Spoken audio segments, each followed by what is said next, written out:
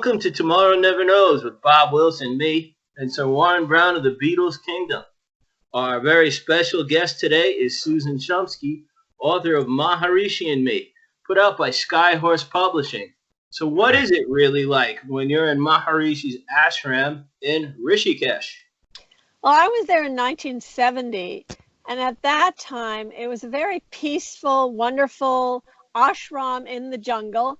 Very basic accommodations. They would be cinder block and concrete bungalows. And the only thing inside those bungalows was a cot with a thin mattress, a chair, a table, and some shelving. And that is it. It was very sparse.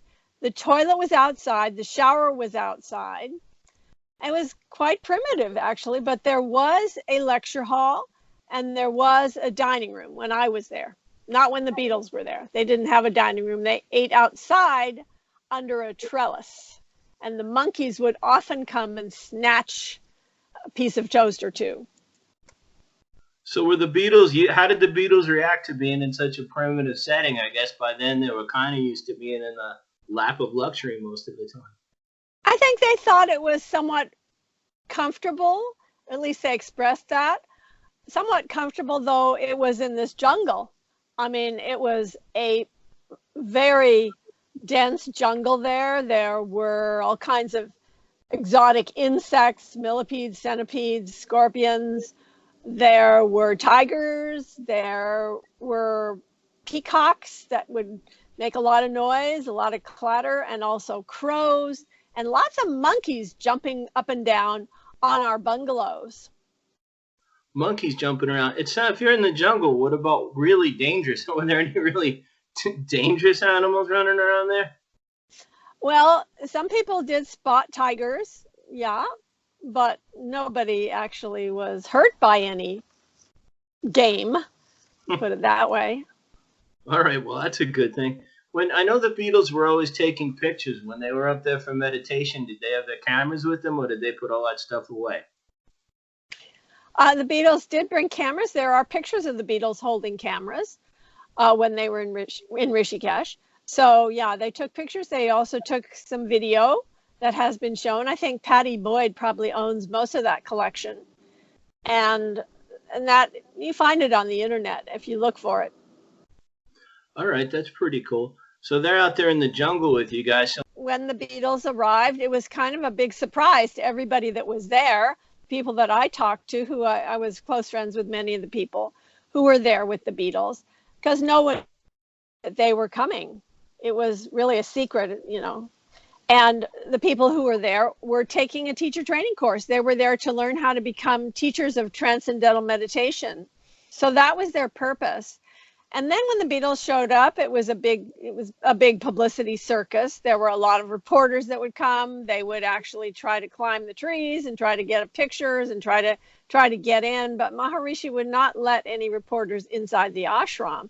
He was protecting the Beatles, and then he would go out and outside the gates and he would give press conferences. But the Beatles were in seclusion, so they really appreciated that Maharishi was so thoughtful about their need for privacy.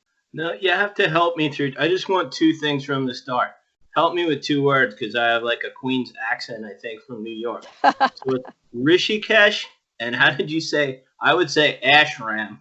How would I correctly pronounce it? Rishikesh is just as you said it. It's Rishikesh, and the ashram. Ashram. Mm-hmm. Okay, I'm getting the hang of it, I think, a little bit. Thank you for walking me through it. So when we did an interview in Live for Live Music, I really enjoyed it. You gave some great answers.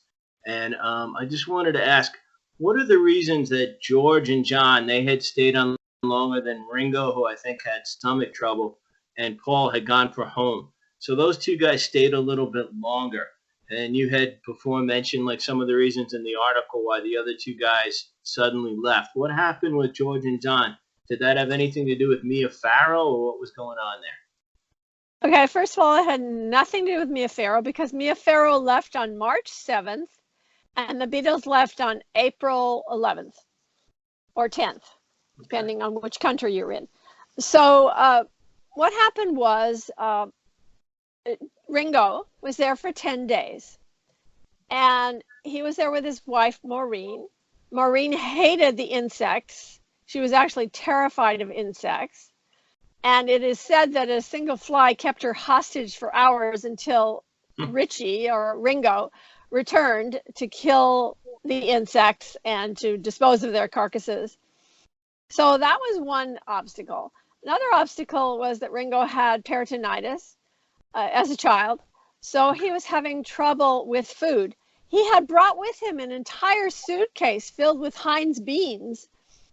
Doesn't everyone bring that when they go? Yes, everyone brings that to India, right? In my carry-on luggage. Yeah, exactly. So he brought these cans of Heinz beans. He forgot a can opener. Yeah, exactly. So he couldn't handle the food for some reason. And the main reason why they left after 10 days, though, is because they had two very young children. They had a 6-month-old and 2-year-old child. So they wanted to get back to their kids. But there was no falling out. He enjoyed it. He expressed to the reporters that it was pretty far out, quote unquote. He really liked enjoying the lectures with Maharishi. He loved meditation. It was all good. I was kind of hoping there was something with Mia Farrow. I like the bean story, but I have to admit I'm a little bit for the gossip, so I was hoping for something juicy, but I'm glad Ringo was cool with that. He had a can opener with him. We'll get there in a minute, yeah. So Paul, he left after 5 weeks, and the only reason he left is because he was there with Jane Asher. That was his girlfriend at the time, and she had to get back to London for a theatrical commitment. So they left after 5 weeks, and Paul was very happy. He expressed that he left a changed man. He was entirely positive about the entire experience. Then John and George stayed on for 2 months. And they became very serious about the course and about meditation, and they would meditate up to 8 hours a day. And they would even compete with each other about who was getting cosmic the quickest, quote unquote cosmic the quickest, because Maharishi used to always talk about cosmic consciousness and how they could attain cosmic consciousness and all of that. And by the way, Paul wrote a song called Cosmically Conscious based upon that. That's hidden in the vaults. The fans never got to hear that yet. You can find it on the internet. It's a great song, Cosmically Conscious, by Paul McCartney. So in any case, they stayed for 2 months, and while they were there, Maharishi had promised John and George that they could have exclusive rights to make a film about him, his ashram, his guru, the Transcendental Meditation Organization, and he promised that this would be an exclusive film. And in fact, they talked about it, and then Neil Aspinall came to negotiate the contract, the exclusive contract. And he brought with him Dennis O'Dell. And then they went back to London, and they were getting together a film crew to come back to India to start working on the film. The only problem is that Maharishi had also promised exclusive rights to someone else, 4-Star Productions in Hollywood. Two exclusives. Yeah, 2 exclusives. So then the lawyer from 4-Star Productions arrived at the ashram with a signed contract that gave exclusive rights to film Maharishi for the next 5 years. And they showed up, and then what happened was the film crew showed up. The 4-Star Productions film crew, not the film crew from Apple Corps, not the one that Neil Aspinall was trying to put together. It was the 4-Star Productions film crew, and they showed up at the ashram. And then early one morning, John Lennon opens the door to his bungalow. He's bedheaded and bleary-eyed. And what does he see standing before him in the courtyard? He sees a cameraman and a director who yells, "Action!" And John and George had no idea that this was coming. So they refused to leave their bungalow.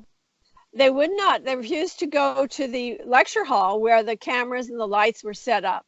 Did And Ringo they leave any just, beans for them to eat while they were holed up in the bungalow? How long did they hold out?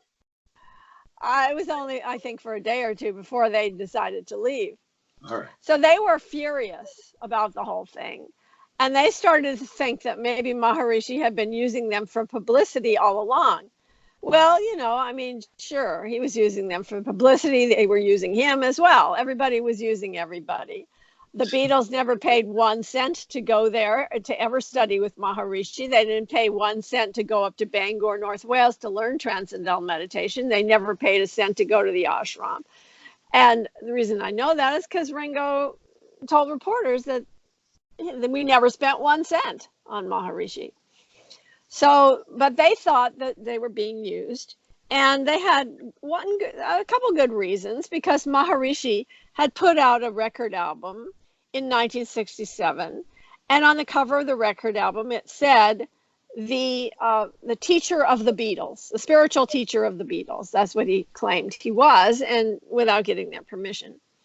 And also, Maharishi kept promising to ABC television that he would do a special with the Beatles. And he kept telling them over and over that he would do that, but the Beatles kept telling ABC they wouldn't do it. And the Beatles got so impatient with Maharishi, and they had told him several times not to say that and not to tell ABC that they would do this TV special. And so finally, Peter Brown and George and Paul flew to Sweden, which was where Maharishi happened to be at the time, in late 1967. They flew there for the express purpose of telling Maharishi to shut up and stop telling ABC News that they were going to do this special, because they weren't going to do it. All right. So all of this leading up to these two conflicting film exclusive contracts, and then John and George were very disillusioned by that, and they got very angry. So that was one of the reasons why they left Maharishi's ashram in a huff. This sounds better than the other movie. If this was a reality show, yeah, I'd like to see Paul and John and George fighting with Maharishi about the exclusive film and the sticker on his record album. What was on his record album? Was it like standards? Maharishi's record album was just it was just a lecture, basically. So no songs? No, there wasn't any music on it at all. All right. How about Magic Alex? I love magicians. What was Magic Alex? Magic Alex. He wasn't a magician. He was a television repairman who claimed to be the great inventor of the ages, and managed to persuade John Lennon in his expertise and all of his magical things that he could invent, and claimed to be Einstein and several other great inventors, and Edison and all great inventors rolled into one. And pretty he managed good for a to TV repairman. Pardon me? I'm sorry, that's pretty good for a TV repairman. Exactly. So he managed to bowl over John Lennon. He managed to attach himself to John Lennon's hip. He also managed to impress Brian Jones, and he made a light box for the Rolling Stones that never worked properly. And he made all kinds of inventions for the Beatles, that none of which worked, but he promised a lot of crazy inventions, like paint that would be a stereo speaker, paint that would make a car change colors, a paint that would make things invisible, a house that could hover or levitate, the entire recording studio at Apple, he would make that levitate. It's just crazy things. And then he promised Maharishi that he would build a radio station for him that would broadcast his message all over the world, and also supply electricity to the entire region around Rishikesh. And it would be the size of a trash can lid. And he promised this to Maharishi. So he shows up in Rishikesh at the end of March. He claims that he was there for months, but he actually was only there for a couple of weeks. But he managed to read. Pardon me? I apologize. Did he bring beans? Any magic beans? I don't magic beans. Yeah, jumping beans. Magic Mexican jumping beans. He actually managed to wreak tremendous havoc in that 2 weeks that he was there.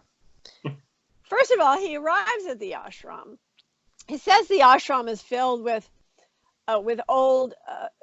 senile old ladies who are leaving their money to Maharishi, and pathetic, pretty little girls that are hypnotized and spellbound. But that didn't prevent him from having an affair with one of those little girls, who was named Rosalind Bonas. So Rosalind was from Brooklyn. She was a school teacher, and she had arrived in Rishikesh to become a transcendental meditation teacher. She seemed like she was very sincere about it. But after meeting Magic Alex, she started having an affair with him. She had also had an affair at the ashram with one of the celebrities there named Tom Simcox, who was a TV Western and also cop drama, different things he would play on TV. Anyway, she had an affair with him. But then Magic Alex arrived by the way, Magic Alex was Alexis Mardis was his name. All right. So she was having an affair with him every night, and the next door neighbor would hear them practicing the Kama Sutra late at night every night. And then she started to become quite cynical. She no longer was attending the lectures with Maharishi. She was being influenced by Magic Alex, basically. And she was being very skeptical. And also, she didn't appreciate the fact that Maharishi was a Hindu.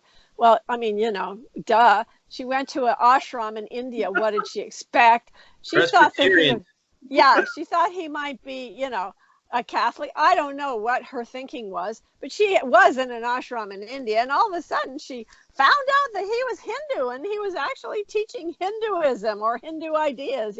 Duh. So anyway, she's there, and then what happens is Maharishi, and by the way, she was like the spitting image of Mia Farrow. I have a picture of her in my book, Maharishi and Me, sitting with Mia Farrow at lunch, and they look like they could be sisters. She looks more like Mia Farrow than Mia Farrow's real sister, Prudence Farrow, looks like. So in any case, later.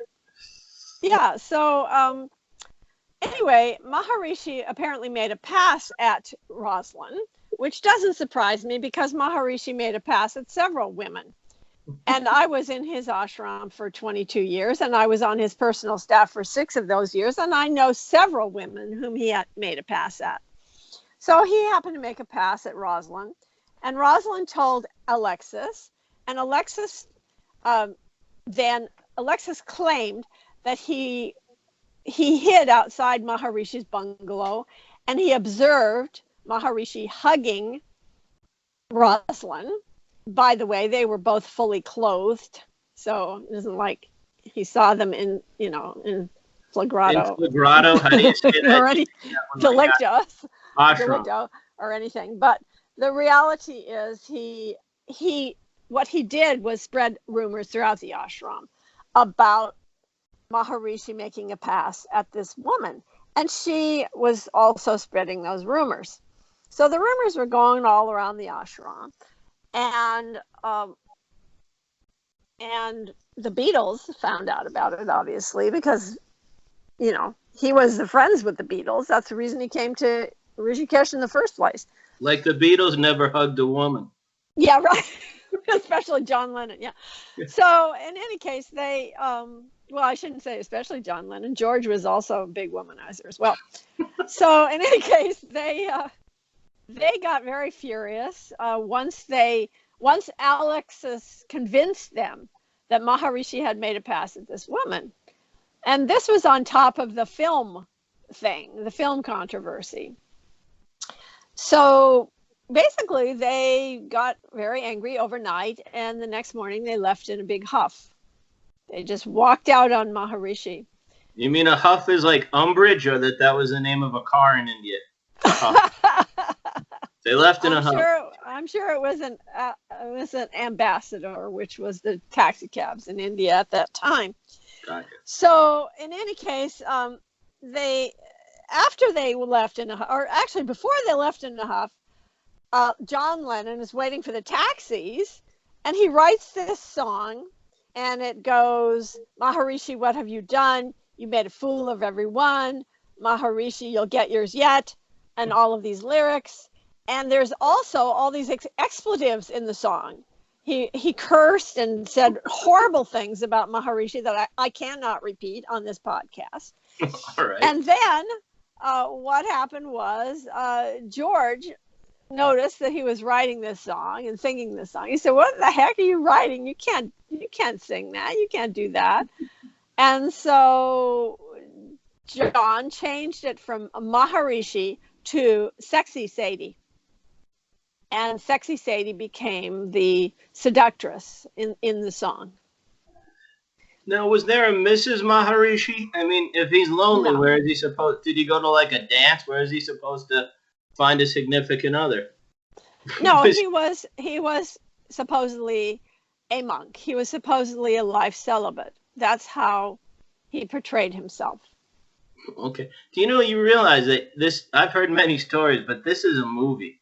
I mean, It the way is a you're movie. telling it, I like, agree. I agree. It's this a is movie. like in my opinion, this is like a top with Magic Alex and the hugging Yeah. and the Beatles showing great umbrage. I think you have a dynamite script you should start on. But can you tell us about why were John and Yoko arrested in Mallorca, Spain in 1971? And I believe, were you there? Yeah, I was there actually. Yeah, Maharishi was teaching a teacher training course in Mallorca, Spain. And I was there working on staff at the time.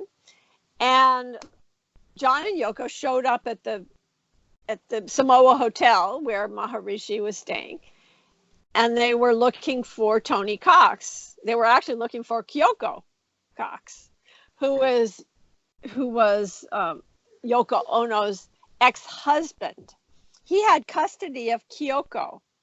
And he and his new wife had brought Kyoko to Mallorca, and they were taking the teacher training course with Maharishi. So they were in meditation, and Kyoko was at childcare while the parents were meditating. And John and Yoko show up in stupid costumes, and everybody knew who they were, obviously. So they're in disguise, you mean? In disguise. Yeah, they're trying to be in disguise, which that didn't work. And then, but somebody told them where the childcare was. So they went and kidnapped Kyoko. They kidnapped Kyoko at 11 a.m. You got a movie here, I'm telling you. Yeah, by 1 p.m. Kyoko, they were arrested by 1 p.m. And then they had tea and coffee with the policemen and made friends with them, and obviously, and because they were so obviously the most famous people and the famous people since Moses parted the Red Sea. These were the Beatles after all. So this was John Lennon. So then the policeman returned Kyoko to her rightful parents, which was Tony Cox and his wife, by 8 p.m. And that night, John and Yoko were on a plane to Paris because they told them they would not press charges as long as they would just leave the country. And sign some autographs in the court and pose for pictures. Yeah, I think so. Sign some autographs, right. There you go. This is big stuff. I'm telling you, you got a story here. Now, what devastating remark was made when John came back to help me again, the ashram? You have to help me with my pronunciation. Yeah, ashram. So in 1969, late 1969, Maharishi was in his little bungalow in Rishikesh, India. And he was, by the way, the Beatles left in a huff on April 10th, 1968. They were in the ashram from February till April 1968, John and George. So then in late 1969, Maharishi is in his little bungalow in Rishikesh. He's got a small group of people. They're talking about where to hold the next teacher training class. They're looking at a map. And all of a sudden, his secretary bursts into the room and says, Maharishi, I have a very important telegram for you. And Maharishi said what it is. And the secretary said, Maharishi, it's a telegram from John Lennon. She And said, "What Maharishi, this is, not what is it. What this is." what it Kind of is, like what Yoda. it is. It reminds me of I'm Yoda. speaking like Maharishi spoke, okay? I like Yoda. So yeah, he was like Yoda. And so, but then he's from India too, you know, you have to understand. So then he says who it is, and she says it's from John Lennon. And Maharishi said, who? And she said, John Lennon, Maharishi. And Maharishi said, who? And she said, from John Lennon, from the Beatles. And he said, who? And she said, John Lennon, the Beatles that were here with you. It's from John Lennon. And she says, kind of like an Abbott and Costello routine. Kind of, yeah. And she says, it's from John Lennon. He is in Delhi. He's in Delhi. And he wants to see you. He came here to see you. And he would like to come to Rishikesh to visit you. And Maharishi replied to her, I do not know a John Lennon. So he had enough of the Lennons by now, and the kidnappings and the accusations. Well, the kidnappings were later, but yeah, he saw them coming because he was like Yoda. He knew it would happen. Well, you could say that. All right. So now I'm gonna listen intently and hand over to my partner Warren Brown, because I really think you got a movie here. This is better than A Hard Day's Night. I'm gonna buy the popcorn. I'll stand in line in the rain, buy a big soda, and I'm getting a choice seat on the aisle. All right, Warren, take over. Thank you, Bulldog. I want to say hi first, Susan. It's nice to meet you. I didn't get to say that in the beginning of the show. So great to meet you too, Warren. Thank you very much. You got some very interesting stuff. Like the Bulldog said, this could be a movie. That's for sure. Well, write a screenplay and we'll make it into a movie. That's all I got to say. I don't know how to write one. I wish I was that talented too. No, me too. But... Me too. I wish I could do that. Yeah. All right. I got a couple of questions that you already touched on a little bit, but I'm going to ask anyway. Why did George apologize to the Maharishi in 1991? Oh, okay. So it was 1991. And all of a sudden, Deepak Chopra received a message from George Harrison. Deepak was very close to Maharishi at that time. He was Maharishi's golden boy. He was going all over the world, promoting transcendental meditation, promoting Ayurvedic medicine. And Maharishi had actually made Deepak's career. He had made him into a best-selling author by telling all of his devotees to buy his books. And he had created Deepak into a big superstar. So Deepak was extremely close to Maharishi. Also, by the way, Deepak and his father saved Maharishi's life when he had heart failure, when he was in England. George Harrison wanted to talk to Maharishi, and so he asked Deepak to set up a meeting. And then in 1991, Deepak and George flew to Vlodrop, Holland, which was where Maharishi was living at that time, 1991. And they had a meeting. And George said to Maharishi, I came here to apologize. And Maharishi said, for what? And George said, you know what for. And Maharishi said, tell Deepak the story. So then George Harrison of the Beatles, he proceeded to tell Deepak that when they were in India, that the Beatles had been taking drugs, drinking alcohol, or some people in their party anyway were doing that. I know for sure that the wives were doing that, and Alexis was doing that, and Rosalind was doing that. I'm sorry, they were all eating beans too, right? George Harrison told Deepak that the Beatles or some people in their party had been drinking alcohol and taking drugs while they were in the ashram, and that was definitely not allowed. In fact, even eating meat was not allowed, or even eating eggs was not allowed in the ashram. And that's actually one reason why Ringo left was because Mal Evans had gotten eggs for Ringo's breakfast one morning, and then the staff got in trouble for trying to hide the eggshells. And Ringo then commented, he said, well, can't God see that too? So he was a little bit disillusioned about the eggshell incident, actually. But in any case, they apparently were taking drugs and drinking. According to Deepak Chopra, he claims that George told him this in front of Maharishi, and that Maharishi got very angry about it, and that he actually had asked the Beatles to leave because they were taking drugs and drinking alcohol. And I think that if that's true, it had a lot to do with Alexis Martis, because he was the ringleader in all of that, Magic Alex. So they had this conversation, and then the conversation turned to when the Beatles were on the Ed Sullivan Show.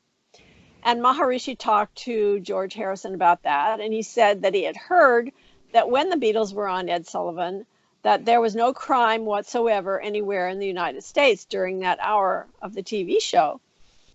And that he said that the Beatles were like angels on earth.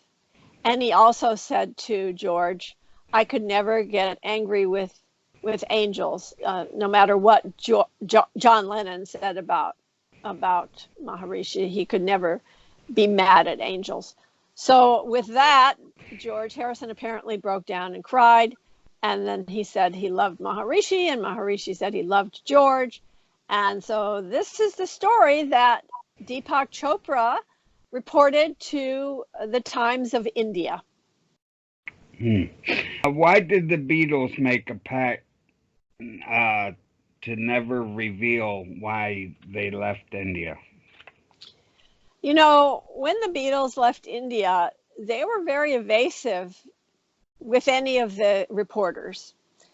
They just said really vague things like Maharishi wasn't who we thought he was.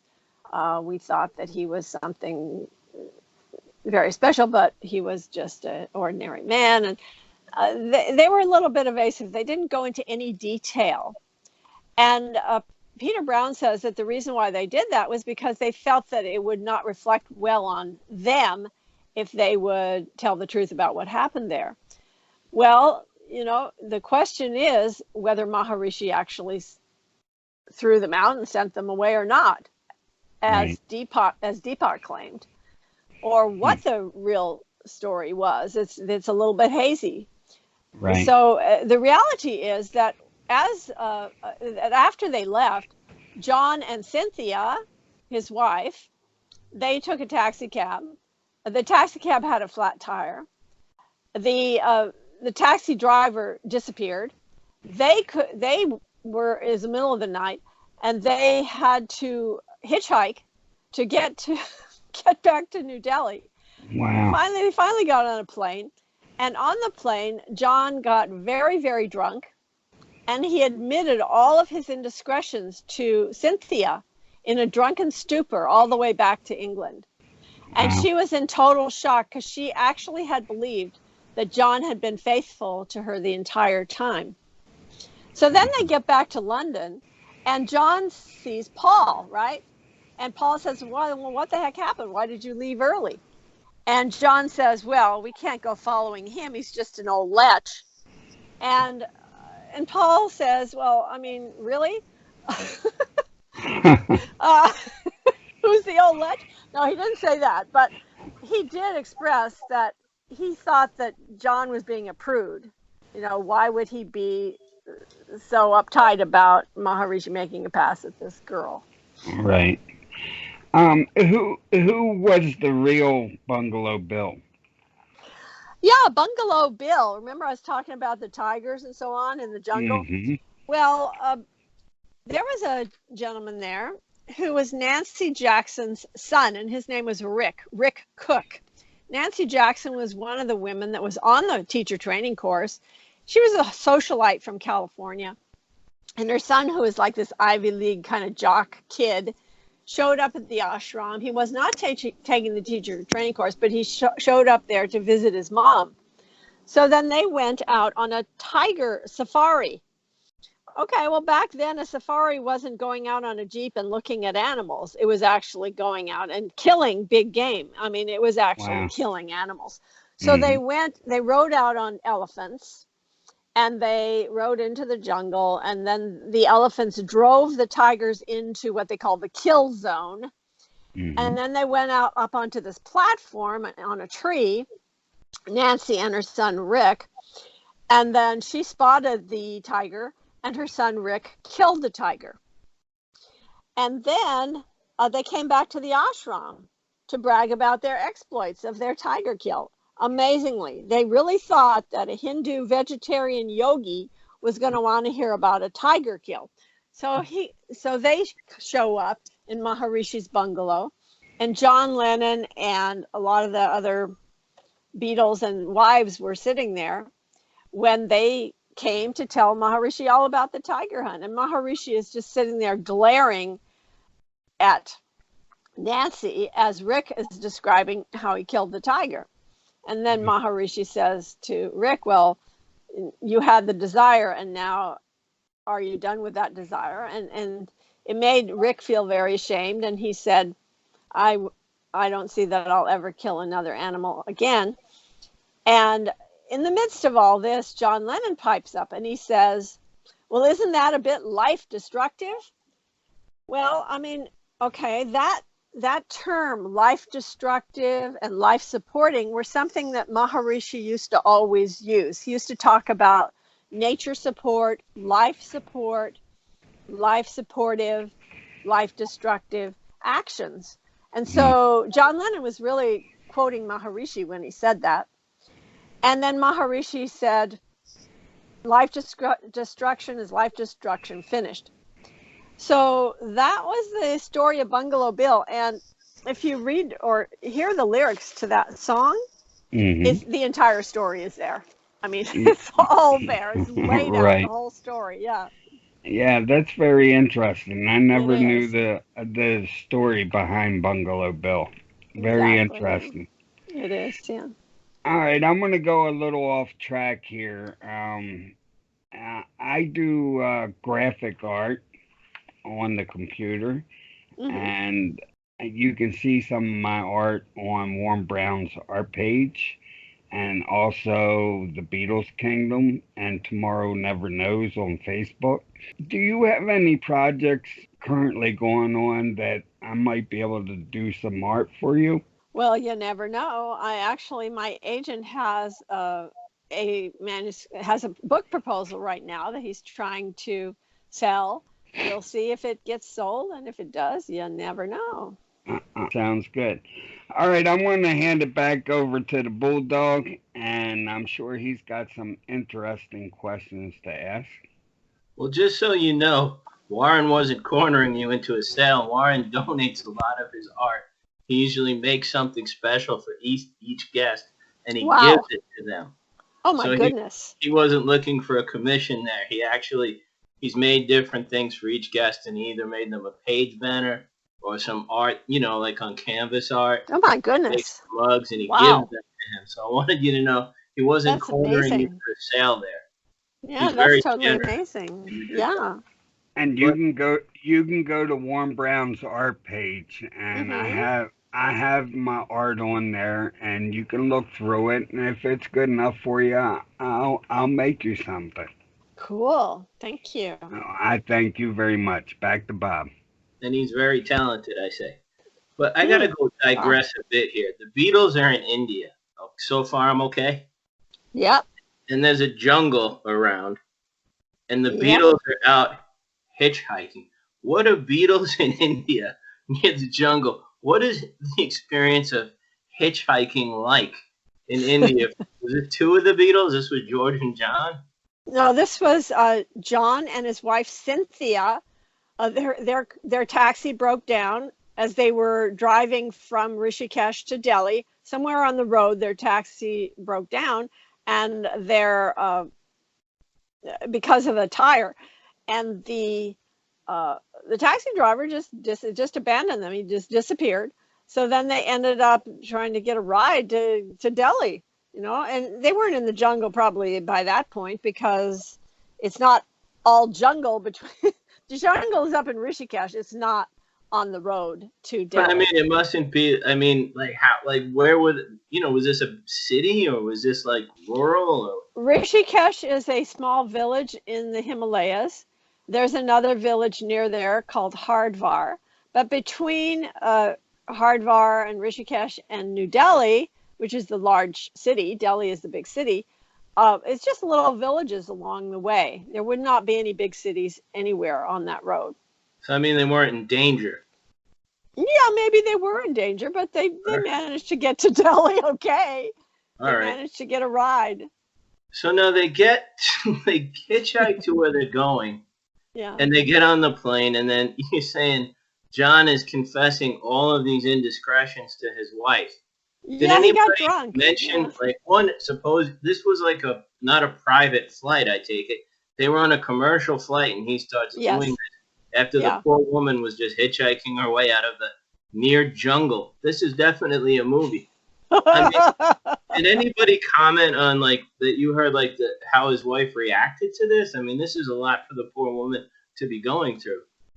You know, she may have written about it in her book. She did write an autobiography, but I didn't read I don't remember that that. part. I have Yeah. read it maybe 8 years ago or so. Yeah, it's I so don't probably remember. it's probably she didn't comment on it. Yeah, So this is, but you got quite a story here. but she was devastated, obviously, by that experience, especially Yeah. since she thought that he had been faithful to her. And it wasn't too long after that that they broke up, you know, because already Yoko had her clutches on John, and as soon as she left town, she actually left town with Magic Alex and went somewhere.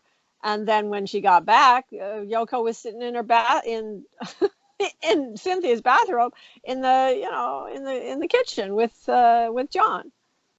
Yeah, and then her book, which I think was called The Twist of Lennon, Yeah. she said she was set up by John to sleep with Magic Alex at his behest, and then he charged her with adultery. So this woman's really going through some times. Jiminy Crickets, I say. Yeah, But really. so, It was rough. Cynthia had a rough time. for Also, sure. when they were going to Bangor, North Wales, to learn transcendental meditation, all the Beatles rushed onto the train to go up to Wales with Maharishi on this train. This was on August 25th of 1967. And Cynthia was left behind by her husband to take care of the luggage, and she never got on the train. She was in tears on the platform, and she had to ride with Neil Aspinall, who gave her a ride up to Bangor, North Wales, in a car. She missed the train, and this was devastating for her. And she felt that this was just like a preamble to what her life was going to be, because she could see that all the people she loved were fading away in the distance on the train, and this was just like a reflection of how her life was going, because already Yoko was taking strong possession of John. She was showing up all the time, dropping by, conveniently leaving things there so that she'd have to come back, barging her way into the limousine, demanding a ride. This was after Maharishi's lecture on August 24th. She actually showed up there at the Hilton, where they were watching Maharishi give a lecture, and Yoko barged into the limousine. Well, I mean, you two didn't say it, but I mean, they wonder sometimes why she got some bad publicity. It sounds like she was sort of begging for it at this point, in my view. But I just move on to the line Lauren had been moving into, and I just want to ask with the White Album. By the time that came around, Yoko was on it, 'cause I know she was in the background there on Bungalow Bill. When you listen to the White Album now, how much of that reminds you of? I guess it must immensely. But any thoughts about the White Album might be a better way to phrase it. The White Album consisted of about 30 songs. Almost every one of those was written in Rishikesh when they were there. So that album was written in Rishikesh under Maharishi's influence. And many of the songs, obviously, were about their experiences in Rishikesh. Now, this is fun stuff. asking about these songs. Now, I know this one wasn't on the White Album, but can you tell me who is JoJo? Okay, so Get Back was written by Paul McCartney. Now, I have a friend, his name is Terry Gustafson, and he was in India with the Beatles. And as a matter of fact, there's a few pictures of him in my book, Maharishi and Me, where you see him there with the Beatles. So one night, John Lennon ran across Terry Gustafson outside the lecture hall, and Terry was dressed very conservatively in his khakis and his button-down shirt and just looking very conservative, short hair and everything. He had been a forest ranger, actually, in California. He was from Tucson, Arizona, went to California, smoked a little grass, did more than that, took LSD for 6 months, trying to get over his breakup with his wife.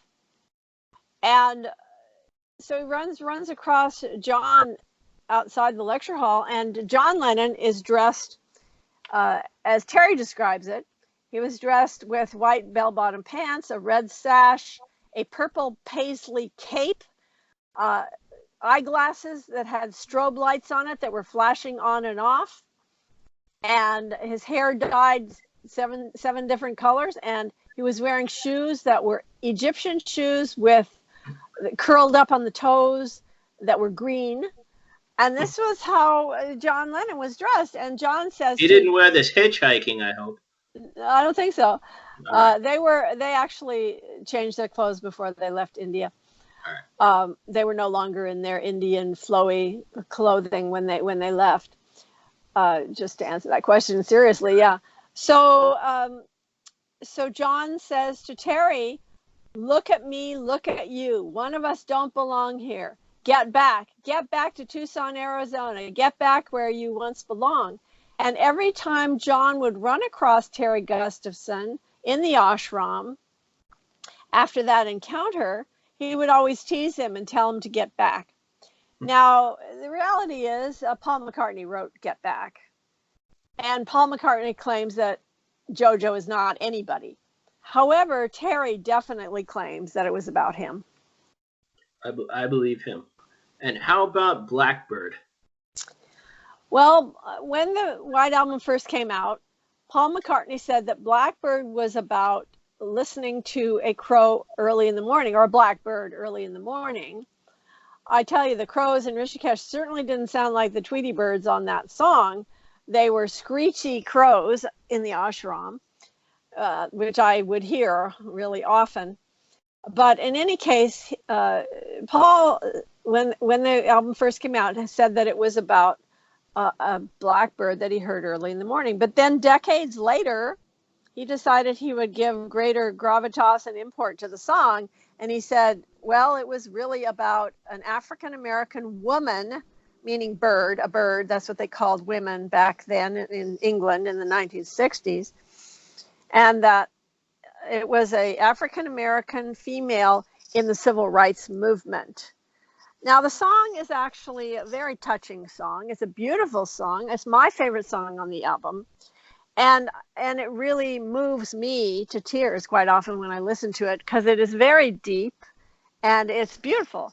And really, it is about anybody who has a broken wing and wants to be mended and their heart to be no longer broken. Now, pardon the pun, I asked this tongue-in-cheek. Who is the real Gene Simmons? Now, I know this.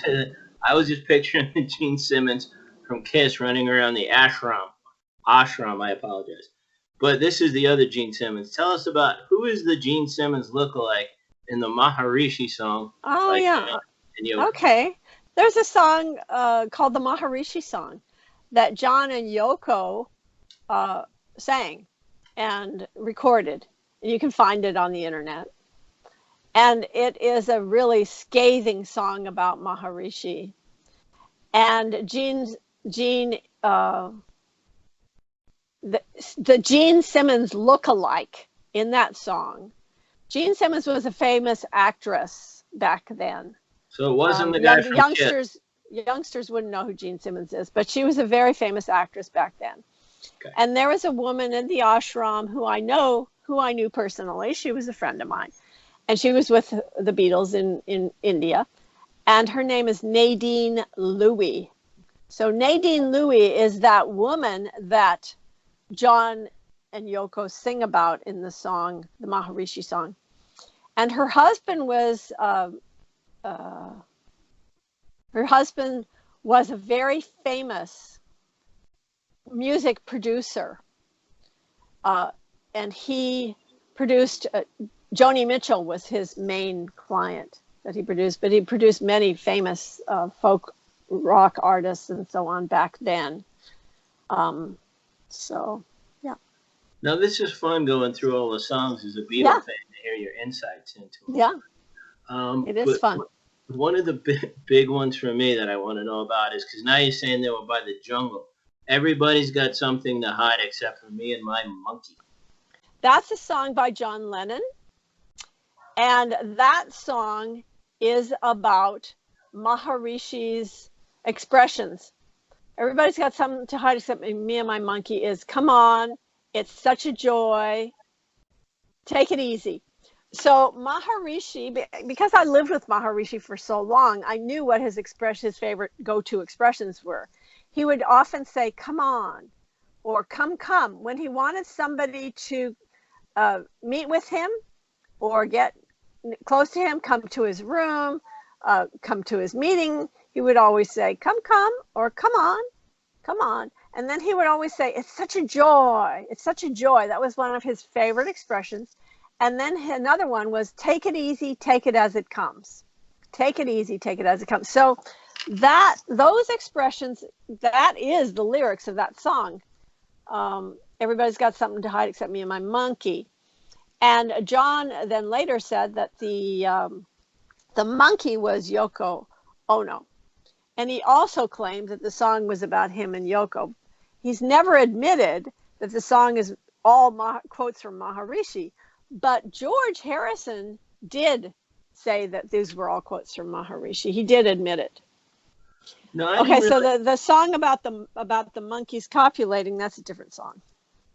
Do we remember? I gotta ask. I can look it up later, but do you remember which? I don't want to put you on the spot, but which one was that about? It's all Why good. don't we do it in the road? Is a song that Paul McCartney wrote after he saw two monkeys copulating at the ashram, and it just occurred to him that people's sexuality should be natural and simple and free as animals are. Because I know John wasn't very inhibited. I mean, he was butt naked on his album cover. That was something. Well, but he wasn't holding much back there with the monkey in full view. Forgive me. But, Maharishi I have to ask about. They stayed there much longer than I thought. They stayed there for many months, you're saying, a few of them, a couple of them at least. So when they parted, George made up with him later. Everybody's a mixed bag, good and bad, you could say about someone's life. But I was just wondering what you come away with from your experiences and the Beatles with him. What is Maharishi like, from your point of view? Maharishi was the most amazing person I ever met. And he was the most spiritual person I ever met. And he was the happiest person I ever met. He was so joyous and so charismatic. Being in his presence was a very blissful experience because he exuded this amazing energy, this amazing bliss. And when you were around him, you would just get this bliss by osmosis, and you would just feel these waves of bliss coming over you. And when he would look at you, when he placed his attention on you, it was a heavenly kind of experience because you would feel this energy from him. And I think that's probably why the Beatles were so attracted to him. And it certainly was why I was so attracted to being in his presence. And those of us who were on his staff, we all competed to try to get into his room and get close to him as much as we possibly could. No, it's interesting. And how long did you know him? Well, I was in his various ashrams for 22 years until I left in 1989. And I was on his personal staff for 6 of those years. So I lived with him in Europe for 6 years when I was on his staff. So you knew him really well. It's Very interesting. well. And also I was in Rishikesh with him for 6 months, and for half of that time I was with him and 5 other people. It was just a very small group of people. We were there with him. Okay, I know Warren has another question for you, but I got to tell you, you got to find a screenwriter. You got some great scenes in this one. I'm still interested in hidden meanings Yes. behind some of these songs. Right. Can you tell us about Revolution? Yeah, Revolution is a really interesting one because it is about something called the Maharishi effect. Now, Maharishi, from the very first, when he came from India and came to the West, he always said over and over that in order for the forest to be green, the trees must be green. In order for the world to be at peace, individuals in the world must be at peace. And his main objective was to create world peace on the planet. And he felt that he could create world peace if enough people would practice transcendental meditation. So that's the reason why he taught so many teachers. He trained 40,000 teachers, and they taught 6 million people to meditate, to practice transcendental meditation. So his campaign was to get as many people as possible to meditate. And I think that was really a sound idea. I mean, how are you going to have a world at peace if you have people in conflict, if you have people that are not at peace themselves? You're not going to have a peaceful world. Correct. So this was called the Maharishi effect, this idea of getting as many people as possible to meditate together in large groups. Maharishi wanted to get these people together to meditate in large groups and to produce waves of peace in the atmosphere. So he did experiments. He would send hundreds of people to war-torn areas or to crime-ridden areas. And then he had his scientists do statistical studies to find out, did the war subside? Did the crime rate go down? And in fact, that's exactly what he found. He was able to statistically prove that when he sent people to meditate in large groups in these areas, that in fact, this effect would take place. And that is what John is singing about in the song Revolution, when because Maharishi didn't believe that you could create world peace through legislating, through treaties or anything like that. So John is saying, you say you want to change, you tell me it's the institution, that you better free your mind instead. Right. You say you'll change the Constitution, we all want to change your head. So he's talking about the same idea. We all want to change the world. You tell me it's evolution. When you talk about destruction, you can count me out. The real solution, we'd love to see the plan and all that. So this song was about the Maharishi effect and how you really have to change your mind rather than making treaties and all of this. You have to really meditate, and that's what Maharishi was promoting. Wow, very interesting stuff. This is awesome. Okay, how about Across the Universe? Across the Universe is an amazing song written by John Lennon. It was written after they learned meditation, but before they went to India. In fact, it was recorded right before they left for India. And that song is a description of transcendental meditation, a description of what it's like to meditate. It's a very profound song. It's a beautiful song. Yes, And in that song, he sings Jai Guru Deva Om. All right, so Maharishi, whenever he would meet or greet anyone, he would never say hello, goodbye, have a nice day, how are you? He would always just say Jai Guru Dev. And what that translates as is hail to the divine teacher, hail to the divine preceptor. And who was the teacher, the guru that he was talking about? It was his guru. His name was Brahmananda Saraswati. So whenever he would meet anyone, he would put his hands together in namaskar position, which is pranams, it's like a prayer position, the two hand Mm-hmm. palms together, and he would say Jai Guru Dev. So he was giving praise to his guru. And then the Om attached to the end of that, that's not, Maharishi didn't used to say that, but John Lennon just stuck that on the end, Jai Guru Dev Om. And that Om, that's the sound that underlies and gives rise to the universe. It's a sacred mantra from India. So he stuck that on the end of the Jai Guru Dev, and he put that in the song.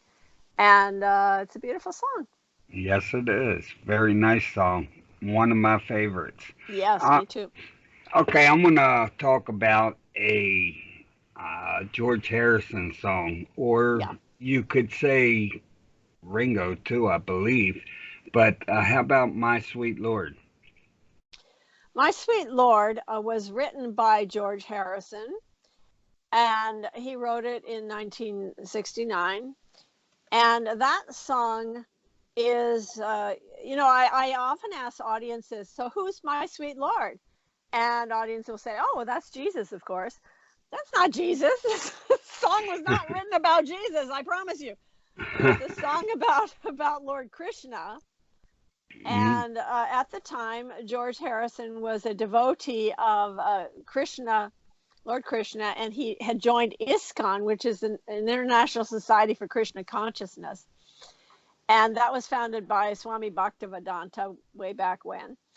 And he became a big Krishna devotee. So this song, in fact, in the song, he does the main Krishna mantra that's used in that organization. Hare Krishna, Krishna Krishna, Hare Hare, Hare Rama, Rama Rama, Hare Hare. That particular mantra is used by that organization, and it's used by the devotees of Lord Krishna who were into that organization. Wow, And good. then the other thing in that song is these lyrics: Guru Brahma, Guru Vishnu, Guru Deva Maheshwara, Guru Sakshat Param Brahma, Tasma Shri Guruve Nama. Now those particular words are from an ancient scripture of India called the Guru Gita. And that is something that George learned when he was in Rishikesh with Maharishi, because he was on a teacher training course. And that particular verse, those words, were part of that puja ceremony. It's called a puja ceremony, which is a ceremony that's done when anyone learns transcendental meditation. And those words are sung by the teacher of transcendental meditation. So that's where George learned that when he was in India with Maharishi. So how that translates is this: the Guru is Brahma, Vishnu, and the great Lord Shiva. The Guru is the eternal Brahman, the transcendental absolute. I bow to the supreme Guru adorned with glory. Wow. You just went over my head so far. I can't even pronounce some of the stuff you were saying. So Yeah, well, that's what he's saying. Those are the lyrics of the song, actually. My sweet right. Lord. Yep. Yeah, awesome stuff here.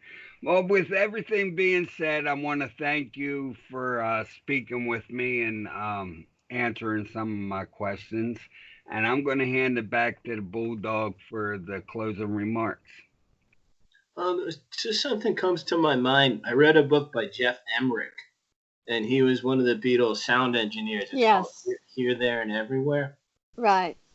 And in the book, like, the Beatles had gone through so much around the time they went to India. I guess part of it was they were getting away from the throngs of people they'd had it with touring and what they went through when they were on tour. Some of it was, great, I guess, but some of it was excruciating and Right. frightening sometimes when they were rushed by people. But, they Mm-hmm. had stuff going on before they went to India, too. And losing Brian Epstein, their manager, right, at the time they were taking off to meet Maharishi. But he said after they came back from India, like, they were never the same. I guess that had already started. He said there was great infighting, a lot of arguing, and the White Album was kind of recorded as 4 solo albums. They were never the same again. I was just wondering if anything, like, he saw a big difference. He wasn't in India. But in the time that they were there, from what you've heard, were they more of a unit and friendly when they were not, under intense pressure? Or was any of the things he was talking about in his book sort of visible? When they were in India, they were still very tight and very together. You do realize, though, that Ringo was only there 10 days. Paul was only there 5 weeks. It was only John and George that were there for 2 months. But when they were all four there, which for a very short time, really, they were writing a lot of songs together, and they were very much together. Yeah. Maharishi told the Beatles when they were in India, and he warned them, he said, if you do not continue meditating, your band is going to break up. And you know, by 1970 it was over, so I was just wondering if any That's of the correct. facts were apparent to the people, you know. Well, the reality is, and I know sounds controversial or whatever, but even George Harrison will admit that the main reason the Beatles broke up was because of Yoko Ono. Well, that's kind of what, you know, I know Warren argues with me over it, but I definitely don't see her as crazy glue holding them together at that point. I mean, to make light of it. But yeah, he brought her right into the group and stuff. I just was. It made a big crack in the group when she showed up at the White Album recordings, and she was sitting there the whole time, and they had already had a pact and a complete rule that their girlfriends or women, whatever, wives, were not allowed in that recording studio. And here's this woman sitting there the whole time, and it caused a lot of tension. Wasn't she hurt at the time, and that's the reason why she was brought into the studio and bed also? I don't know about that. I'm sorry. It was a car accident they had with John. Yes.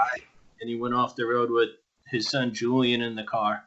And when they were in the recording studio, they brought a bed in, and pardon bed in pun, but that was something else. The bed in studio. The bed in was a different thing.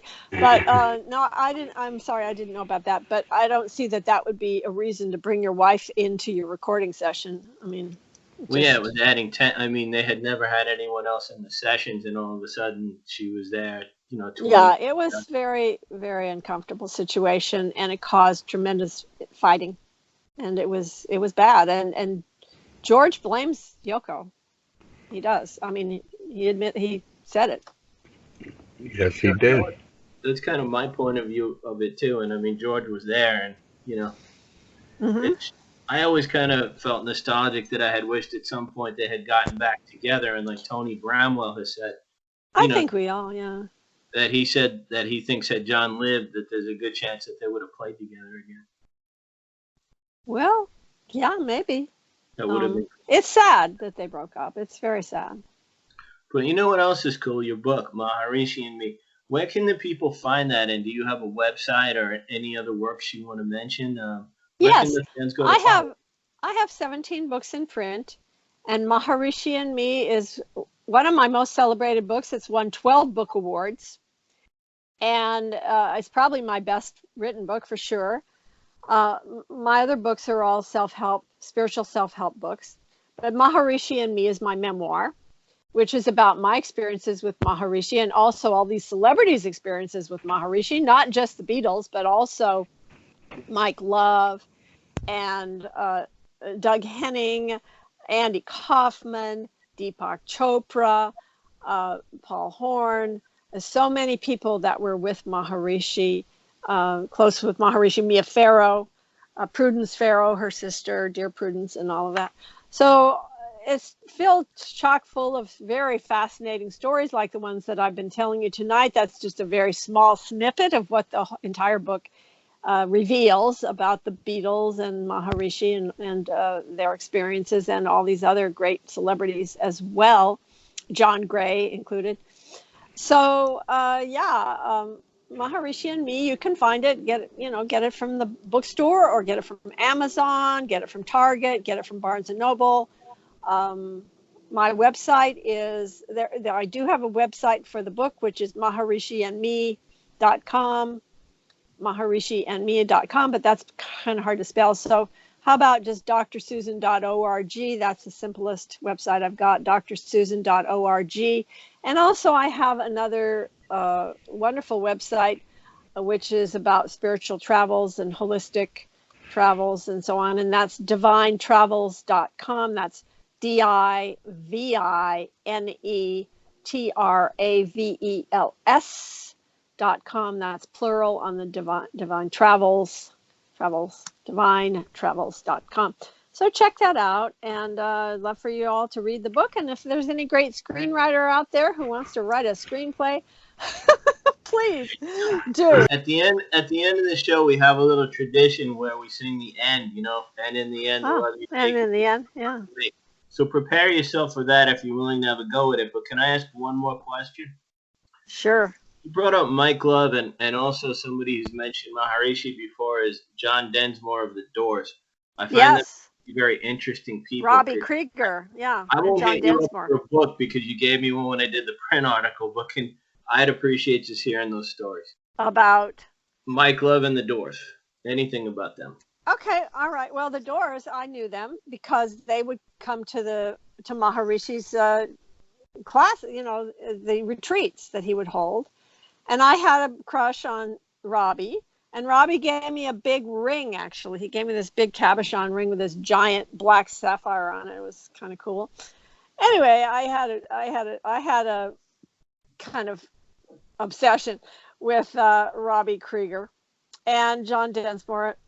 They said that if it weren't for Maharishi, the Doors would not exist because they actually met each other at a transcendental meditation lecture in Los Angeles.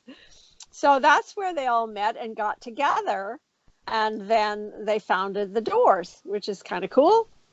And obviously the Doors are about the doors of perception, which was a book written by Aldous Huxley, and it was from a poem by William Blake, The Doors of Perception. So the Doors were really into transcendental meditation, and as a matter of fact, Robbie wrote a endorsement of the book. His quote is on the back cover of my book, actually. Well, you know what's funny? His son Waylon Krieger was a really good friend of mine, and I'd like to plug him. He's singing for Robbie Krieger, and he's someone who means a lot to me. He's got a place in my heart. Like, we weren't friends because of him being in the music business, but just friends. And I just give a shout out. He was singing with his dad. He's a really talented guy. And Waylon, if you listen to the show, I love you. Fantastic. That's awesome. He's out there in California. But did Morrison ever come in and do any of that, or was he? Morrison did not. He was the one of the Doors that did not ever learn transcendental meditation. The other Doors did. It was hard to picture Jim Morrison coming in and sitting still and behaving. Yeah. Yeah, probably not. He was a little bit of a wild child. But then the Beach Boys really got into transcendental meditation. They met Maharishi. It was in December of 1967 in Paris at this UNICEF benefit that the Beach Boys were doing. And Maharishi was in the audience with John Lennon and George Harrison. Maharishi was scheduled to also be one of the entertainers in the benefit, but then they canceled him at the last minute. So he was just sitting in the audience. But the Beach Boys met him, and Brian Wilson was really, wow, this guy is amazing. So he arranged for all the Beach Boys to be initiated by Maharishi. They all learned transcendental meditation, all the Beach Boys at that time, their group, the group that was there at that time. And Mike Love is the one that really embraced it. And he used to come all the time to Maharishi's courses. He would come to Europe. I knew Mike because he was always coming there. And he was a great devotee of Maharishi. He still is, as a matter of fact. He still supports Maharishi, and he supports the David Lynch Foundation. And he has appeared at the benefits for the David Lynch Foundation, which is a foundation founded by the famous director, David Lynch, which benefits transcendental meditation and spreads it throughout the world, especially to people at risk, like kids at risk, abused women, veterans, and other people at risk. So Mike Love, he's a tremendous supporter of TM. Well, the book is Maharishi and Me, and it's a wonderful read. It's an interesting read. And if you're willing to partake, usually at the end of the show, we sing the little Beatles song. Not that we're great singers, But just to send it out on a nice note, we like to sing the end. And in the end, the love you take is equal to the love you make. Are you game? Absolutely. That's one of my favorite songs right there. And in the end, the love you take is equal to the love you make.